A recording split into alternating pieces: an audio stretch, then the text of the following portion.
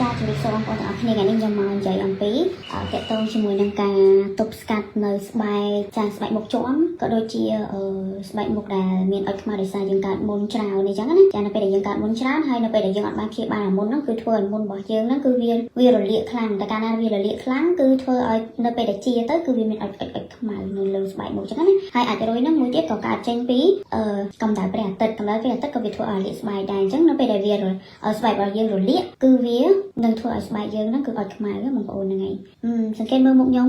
មិនជាមនុស្សមុខសអីទេចាមានមុនមានអីដូចតែគ្នាហ្នឹងព្រោះស្បែកមុខយើងជាទូទៅតាមធម្មជាតិគឺវាមានស្បែកស្អែមមានមុនមានអាចរុយអីទិញទួយប៉ុន្តែបងប្អូនសង្កេតមើលមុខខ្ញុំតិចទៅថាតើមុខខ្ញុំមានអាចរុយមានជាំដែរអត់មានជាំទាំងផ្ទាំងណាចង់និយាយចឹងណាចាគឺជាំខ្ញុំអត់មានទេតែបើអាចរុយវាអាចមានតិចតួចដោយសារពេលខ្លះមុនវាអត់យើងអត់បានព្យាបាលចឹងទៅវាអាចមិនងាយជាចាតែកាលណារយៈពេលនៃការមិនងាយជានឹងវាយូរគឺវាធ្វើឲ្យស្បែករបស់យើងហ្នឹងគឺវារលាកខ្លាំងហើយវានឹងធ្វើឲ្យស្បែករបស់យើងគឺឡើងជាំខ្មៅហ្នឹងហើយបងប្អូនចាហើយខ្ញុំមកនិយាយពី active ingredient មួយចំនួនចាដែលមាននៅក្នុងផលិតផលមិនថាផលិតផល mode brand អីគេក៏ដោយចាឲ្យតែថាបងប្អូនទិញ brand ខាងណាក៏ដោយតែបងប្អូនត្រូវតែមើលនិងសង្កេតឬក៏សួរអ្នកលក់តាក់ទងជាមួយនឹងactive ingredient របស់វាសារធាតុផ្សំរបស់វាចាមិនថាផលិតផលថ្លៃមិនថាផលិតផលធូរអីទេប៉ុន្តែរាល់ថ្ងៃនេះគឺខ្ញុំលក់ skin care ប្រភេទផលិតផលដែលមកពីប្រទេសចិនណាបងប្អូនហ្នឹងហើយប៉ុន្តែខ្ញុំចង់ឲ្យបងប្អូនយល់ដឹងជាមួយនឹង active ingredient របស់វាចាដើម្បីងាយស្រួលក្នុងការដែលយើងទៅទិញផលិតផលមកព្រោះខ្ញុំឃើញបងប្អូនខ្លះគាត់ថាគាត់លាបជួនកាលលាបរបស់ថ្លៃហីលាបរបស់ថ្លៃមែនប៉ុន្តែអត់បាត់ជាប់អញ្ចឹងណាជាពិសេសគឺតើតើនឹងជាប់ហើយនឹងមុខមុនចាខ្ញុំឃើញអ្នកខ្លះគឺព្យាបាលអត់ជាតែម្ដងហើយនៅមកដដែលចេះលាបទិញរបស់ថ្លៃហើយលាបតាមពិតពេលខ្លះគាត់ទិញហ្នឹងគឺពេលខ្លះអ្នកលក់គាត់ប្រាប់ថាអាហ្នឹងស្បែកសអាហ្នឹងបាត់មុនប៉ុន្តែអត់បានមើល active ingredient របស់វាទេហ្នឹងហើយនេះគឺខ្ញុំយកមកដើម្បីព្យាបាលទៅលើតើតើមុខមុនហ្នឹងមុននឹងយើងព្យាបាលបងប្អូនគឺធ្វើឲ្យស្បែករនាំងស្បែករបស់យើងនេះអាស្បែកខាងក្រៅនេះឲ្យវារឹងមាំសិនចារឹងមាំហ្នឹងគឺត្រូវប្រើជាមួយអីគេចាបងប្អូនខ្ញុំនឹងយកផលិតផលមកហាងជូនបងប្អូនតែម្ដងផលិតផលដែលធ្វើឲ្យស្បែកមុខរបស់យើងរឹងមាំបងប្អូននេះគឺជាសេរ៉ូមចាសេរ៉ូមនេះគឺជាសេរ៉ូមអង្គដែលវាមានជាមួយនឹងសេរ៉ាម៉ាយចាបងប្អូនសេរ៉ាម៉ាយស្បែកមុខរបស់យើងបើសិនជាបាត់បង់អាសេរ៉ាម៉ាយបាត់បង់ស្បែករបស់យើងបាត់បង់សំណើមគឺកើតចេញបញ្ហាគ្រប់ទាំងអស់ហ្មងគឺអត់លើកលែងសូម្បីតែមួយករណីមានទាំងមុនមានទាំងជាប់មានទាំងអាចរុយមានអីទាំងអស់អញ្ចឹងសំខាន់ដំបូងដែលយើងចង់ព្យាបាលវាគឺយើងត្រូវតែធ្វើឲ្យស្បែកមុខរបស់យើងរឹងមាំយើងកុំតាន់គិតថាអានឹងមុខមុនអានឹងមុខជាប់អីកុំតាន់គិតអសោះណាគឺយើងសំខាន់គឺ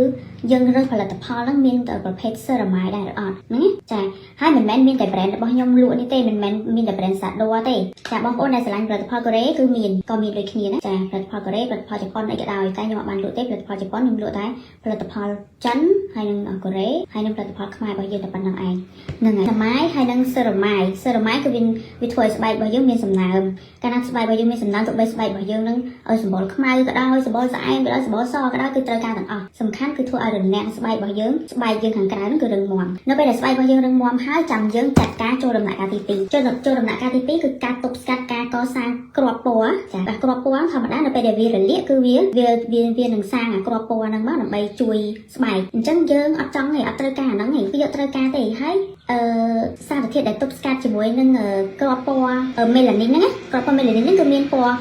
ខ្មៅហើយនិងពណ៌ខ្មៅចាដែលវាកើតចេញពីការដែលយើងកើតមុនឬក៏រលាកពីកម្ដៅថ្ងៃ UVA UVB អីហ្នឹងមកចូលនឹងមុខរបស់យើងហ្នឹងចាអញ្ចឹងសារធាតុដែលទប់ស្កាត់បងប្អូនអាចកត់បានណាមានដូចជា alpha arbutin មួយគឺទប់ស្កាត់ជាមួយនឹង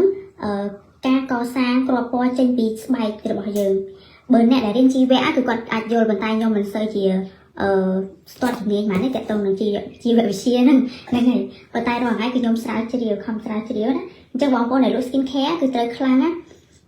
ងគីមីវិទ្យាជីវវិទ្យាអីចឹងទៅចានិយាយរួមគឺមុខវិជ្ជាទូទៅទាំងអស់គឺយើងត្រូវចេះទាំងអស់ចាកុំឲ្យស្ដាយក្រោយការងារមួយណាក៏យើងត្រូវការចំណេះដឹងទូទៅដែរហ្នឹងហើយមួយទៀតមិញនាងខ្ញុំនិយាយពី alpha arbutin គឺជាប្រភេទ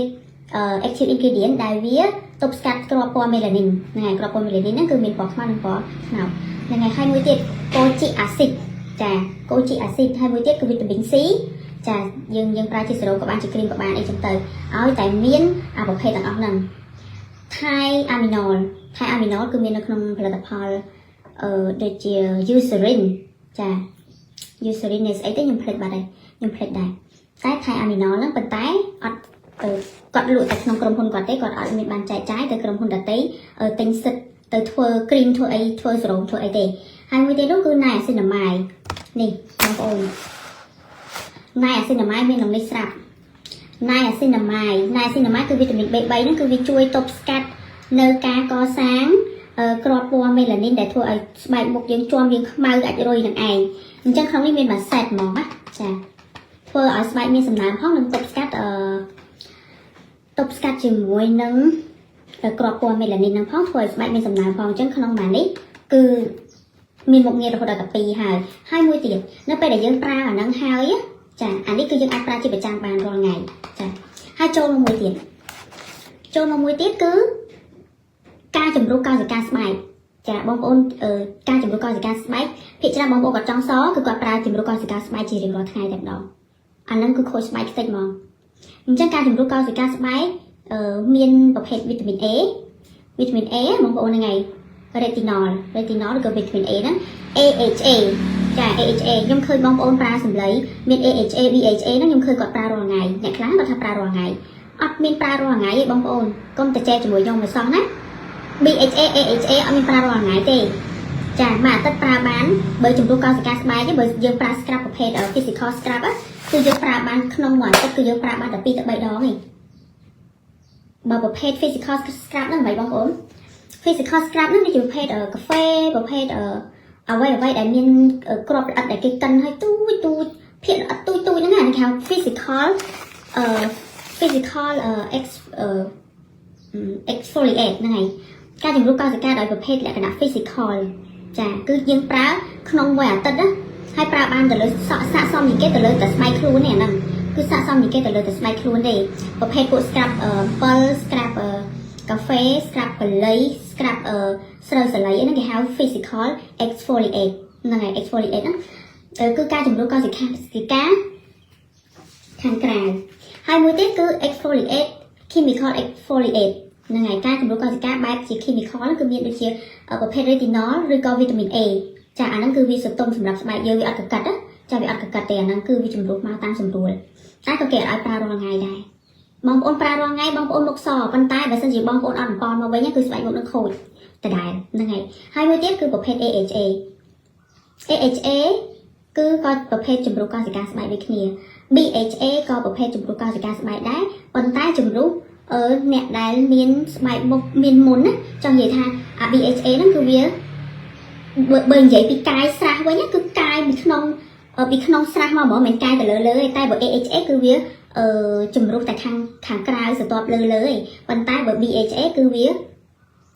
ទៅសម្អាតដល់ខាងក្នុងគល់រោមរបស់យើងទៀតហ្នឹងណាបងប្អូនហ្នឹងហើយអញ្ចឹងយល់ទេណាអញ្ចឹងដើម្បីព្យាបាលមុខជាំគឺមានទី1យើងបំពន់ស្បែករបស់យើងសិនបំពន់ស្បែករបស់យើងនេះអានេះធ្វើឲ្យស្បែកមានសំណើមទោះបីយ៉ាងណាគឺក៏ប្រើអាហ្នឹងដែរហើយអានេះគឺមានផ្សំជាមួយនឹង Niacinamide ដែលជាប្រភេទ active ingredient ដែលវាទប់ស្កាត់ជាមួយនឹងការកសាងគ្រាប់ពណ៌មេឡានីនដែលធ្វើឲ្យស្បែករបស់យើងខ្មៅជាំស្អាតអីហ្នឹងហើយមួយទៀតគឺ ceramide គឺផ្ដល់សំណើមឲ្យស្បែកហ្នឹងហើយផ្ដល់សំណើមឲ្យស្បែកខ្លាំងមែនតើមកគឺអាហ្នឹងត្រូវលាបរាល់ថ្ងៃប៉ុន្តែដូចជា chemical exfoliate ហើយនឹង physical exfoliate អីហ្នឹងគឺយើងប្រើក្នុងមួយអាទិត្យគឺយើងប្រើអាចថាតែ3ថ្ងៃទៅ4ថ្ងៃទេហ្នឹងហើយបងប្អូនតែសម្រាប់ស្បែកខ្លួនគឺយើងអាច scrub មួយអាទិត្យ3ដងទៅ4ដងបានហ្នឹងណាតែនៅពេលដែល scrub ហើយគឺកុំភ្លេចលាបលេផ្ដល់សំណើមហើយនៅពេលដែលយើងមុជទឹកហើយឬក៏លុបមុខហើយហ្នឹងមិនបាច់ឲ្យទឹកនឹងជូរទឹកអស់ពេកទេគឺយើងលាបគ្រីមយកទៅតែម្ដងគឺវាធ្វើឲ្យផ្ដល់សំណើមស្បែកខ្ពស់មែនតើមកចាហើយបើបងប្អូនអត់ចង់ប្រើច្រើនណាខ្ញុំមកស្បែកយើងធម្មតាហើយផលបោះចិត្តអត់ថ្លៃទេបងប្អូននេះផលបោះចិត្តអត់ថ្លៃទេចាពូជម្រាបសួរក្មួយ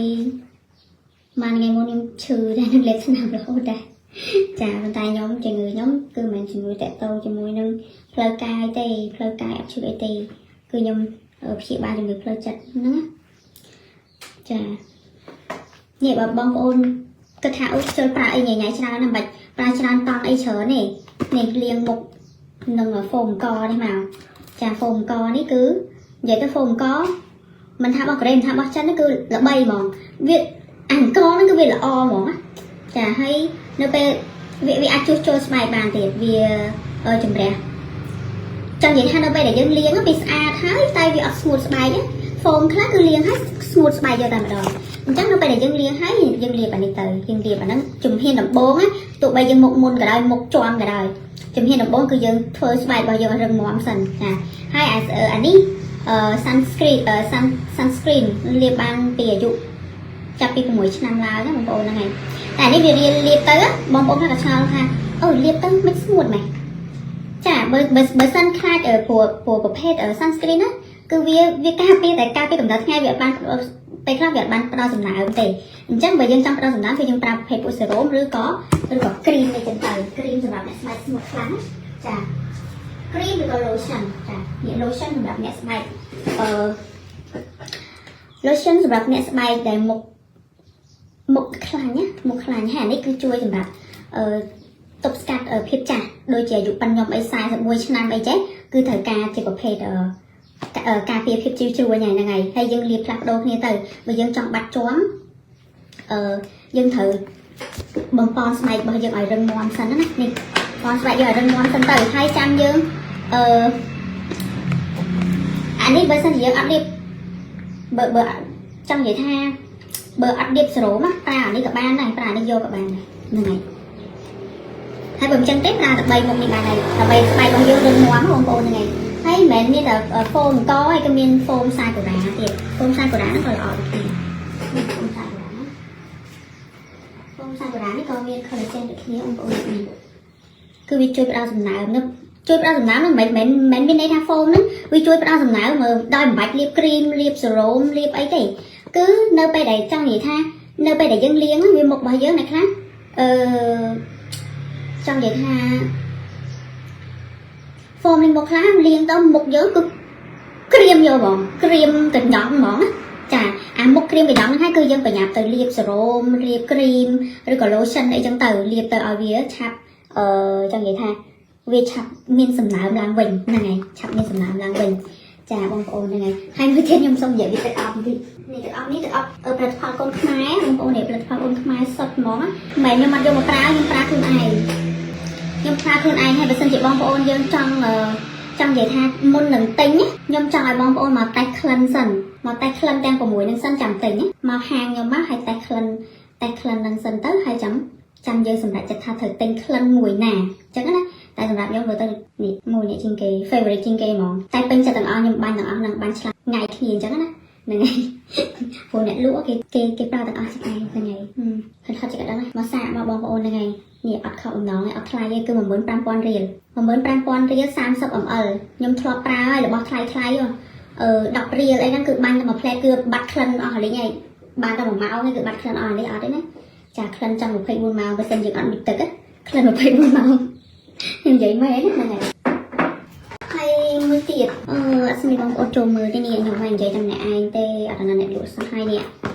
មួយទៀតខ្ញុំមកចង់និយាយពីថ្នាំដុសធ្មេញអប្សរារបស់យើងនេះថ្នាំដុសធ្មេញអប្សរាបងប្អូនហ្នឹងហើយ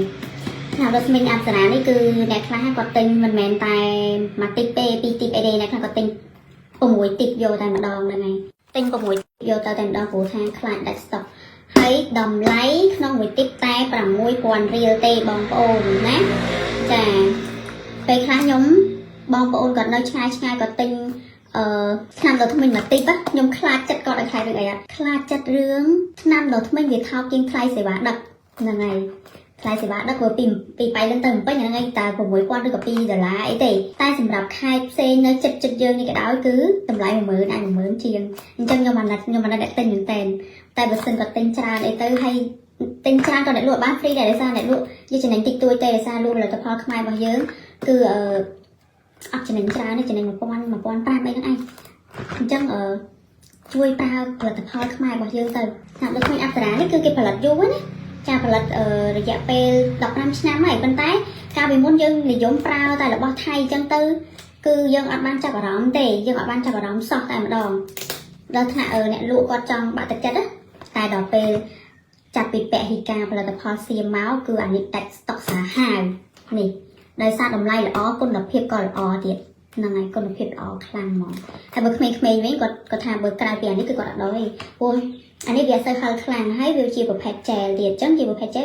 វាងាយរលាយតែយើងដាក់ហេងច្រើនតិចគឺពពុះពេញមាត់ហ្មងនេះចឹងនិយាយចឹងតាមលើថ្មីអប្សរាអ្នកខ្លះគាត់ទិញហើយទិញទៀតទិញហើយទិញទៀតគឺទិញចឹងនិយាយថាអ្នកដដែលគឺគាត់មកទិញដដែលអញ្ចឹងហ្នឹងហើយនេះក៏ជាវីតាមីនសក់បងប្អូននេះវីតាមីនសក់នេះគឺមកខ្លងនេះតែ10000ទេហ្នឹងហើយតែ10000ទេណាហ្នឹងហើយអត់ថ្លៃទេតែ10000ទេហើយមានរហូតដល់40 capsule 40គ្រាប់ណាមានរហូតដល់40គ្រាប់ហើយនេះគឺមិនវ៉ាសលីនទេបងប្អូនដោយសាររូបរាងវាស្តៀងវ៉ាសលីនអញ្ចឹងណាតាមពិតអានេះផាយ៉ា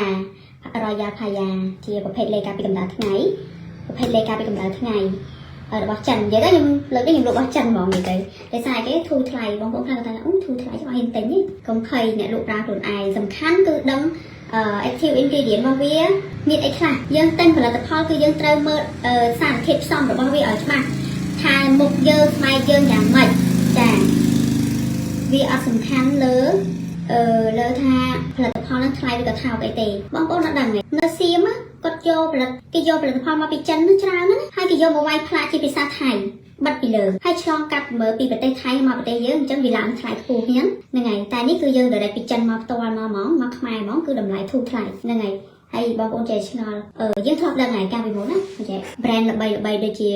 ប្រភេទកាបូបអីយើងមានដឹងពីណាតាមពិតគឺផលិតនៅចិនច្រើនណាស់ហើយដែលមកផលិតនៅចិនដោយសារគេទី1គឺតម្លៃពលកម្មទាបចាវត្ថុធាតុដើមគេច្រើនមែនអត់ឥឡូវបងប្អូនទៅស្ដាប់ព័ត៌មានសេដ្ឋកិច្ចមើលទៅយើងដឹងគឺចិននាំចេញទៅប្រទេសអឺរ៉ុបសហរដ្ឋអាមេរិកគឺច្រើនមែនទែនមកច្រើនណាស់បងប្អូនយើងដឹងតែថាមួយរយៈហ្នឹងគឺអីគេតម្លើងពន្ធប្រហែល 200% តកតងនឹងពន្ធតកតងនឹងអីហ្នឹងគឺជាក្បាលហ្មងហ្នឹងហើយនេះបងប្អូនកុំភ្លេចនេះអានេះគឺលេខការពីកម្ដៅថ្ងៃហើយមួយទៀតខ្ញុំថាជុំមួយទៀតនេះអានេះខ្ញុំណែនាំឲ្យលាបពេលយប់ឬក៏លាបពេលថ្ងៃលាបអានេះហើយមកលាបអានេះក៏បានដែរលាប7ហ្នឹងក៏បានដែរចាអានេះផ្ដល់សំណើមអានេះលេខការពីកម្ដៅថ្ងៃហើយពេលយប់យើងប្រើអានេះទៅ